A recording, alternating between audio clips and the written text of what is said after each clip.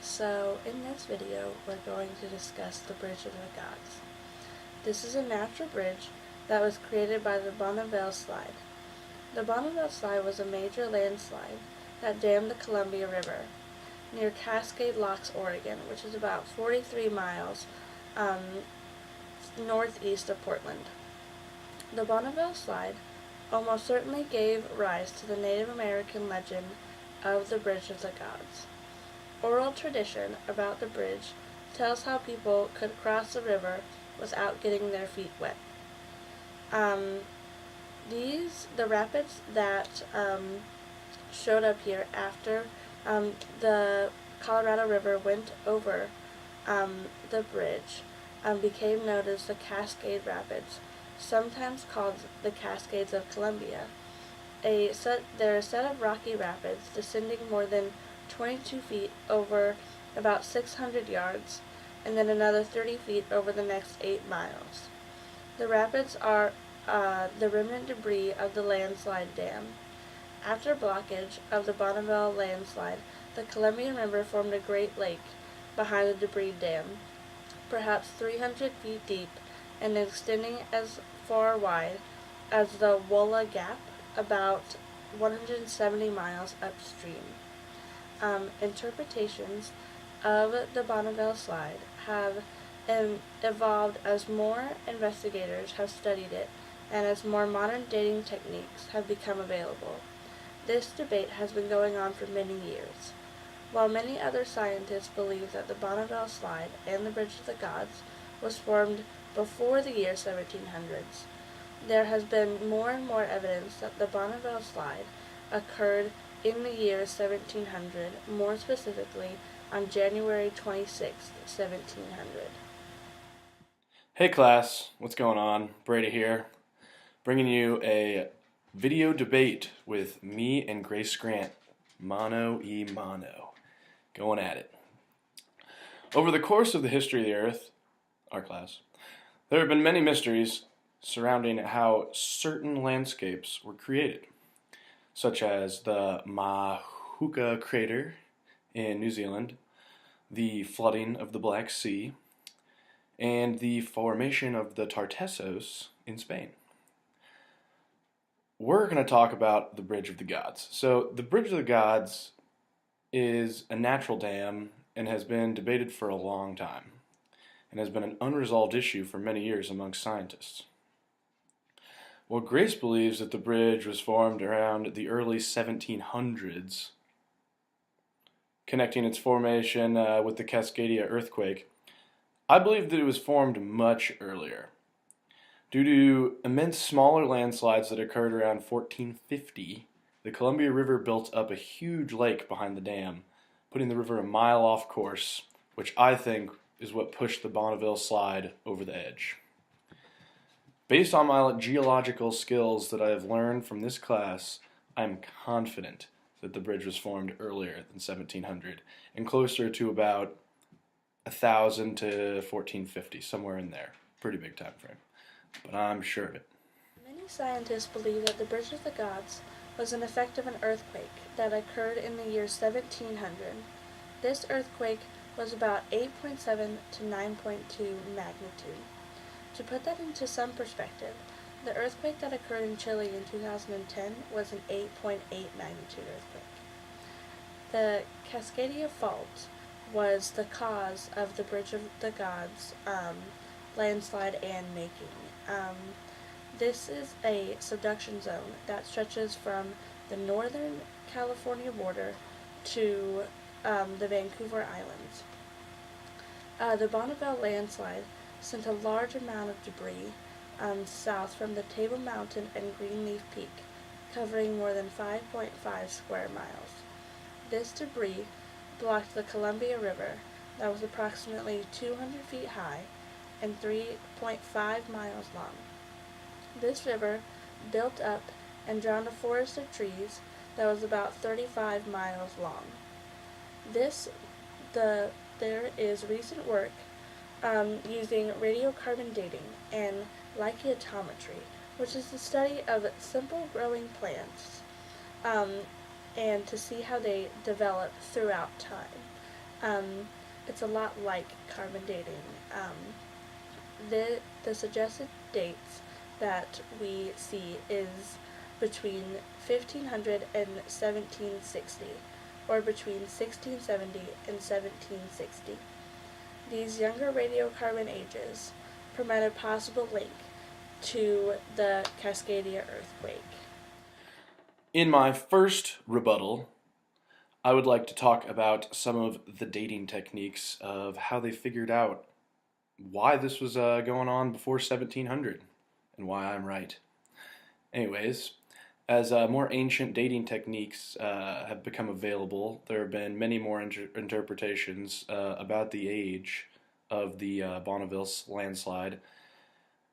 In the earlier studies, they used techniques such as dendrochronology, which is the study of tree rings where they can go in and they can count each layer and over again, and they can go back and they can figure out how old the trees were when it slid, and like they can see where the trees had been pushed down the river.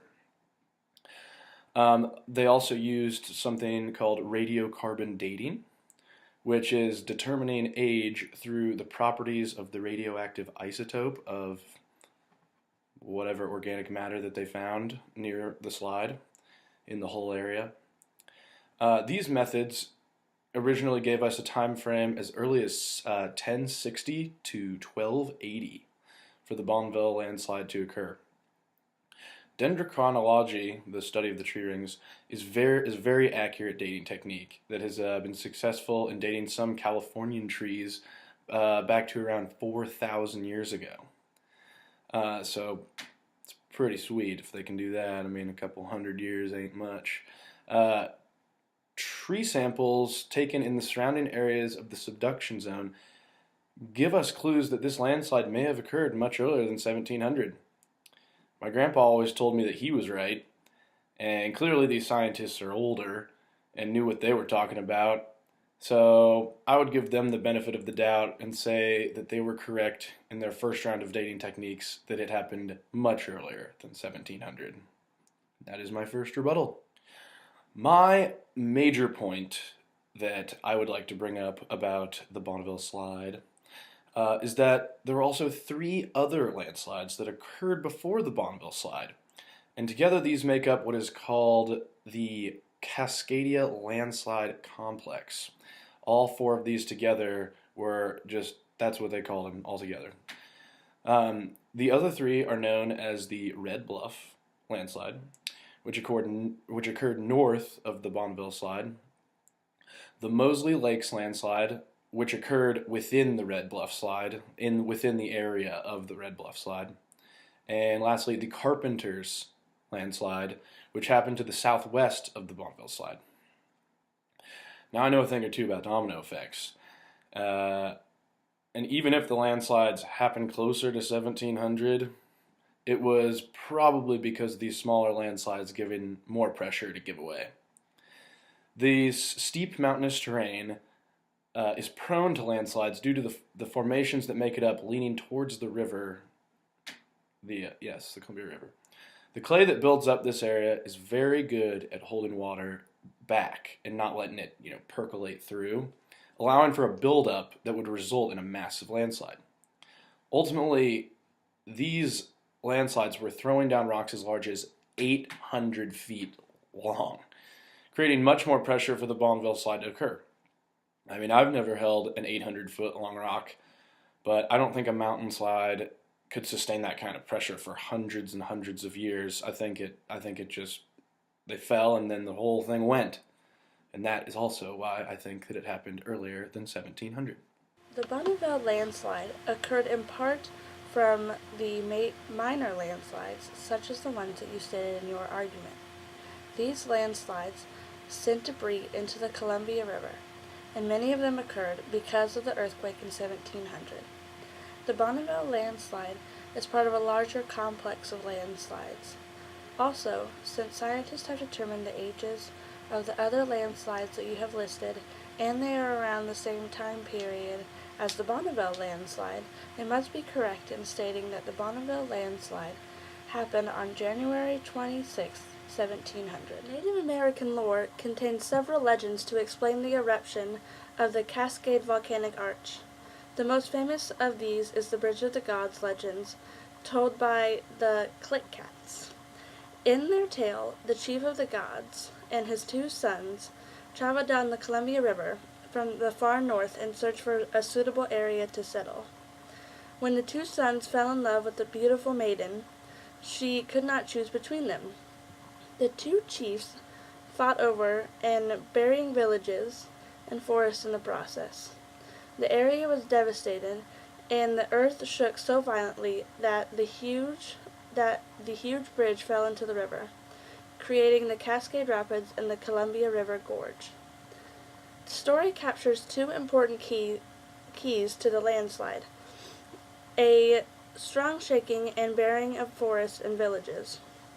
Early research to the Bonneville landslide places the landslide movement around 1100 AD. However, a recent find of buried Douglas fir logs, found 150 feet deep in the landslide mass, places the landslide failure between 250 and 400 years ago. This conceivably places the Bonneville landslide at 1700 Cascadia earthquake. This would follow the story of the Click-Cat people or Great Shaking and Landslide movement.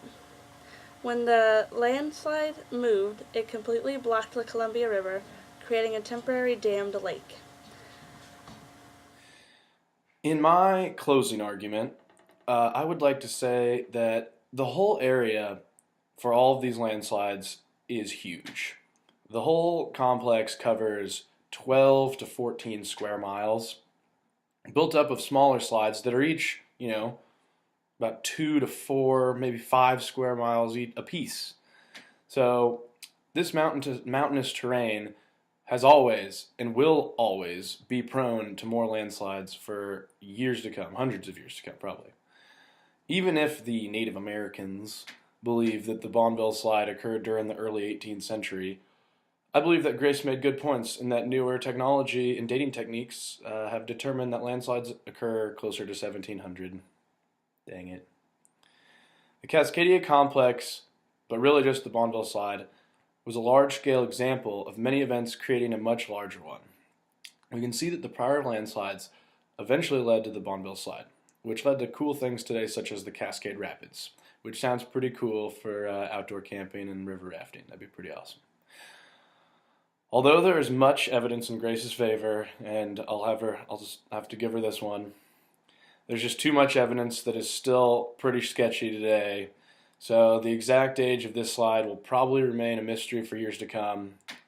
Congratulations, Grace. You win.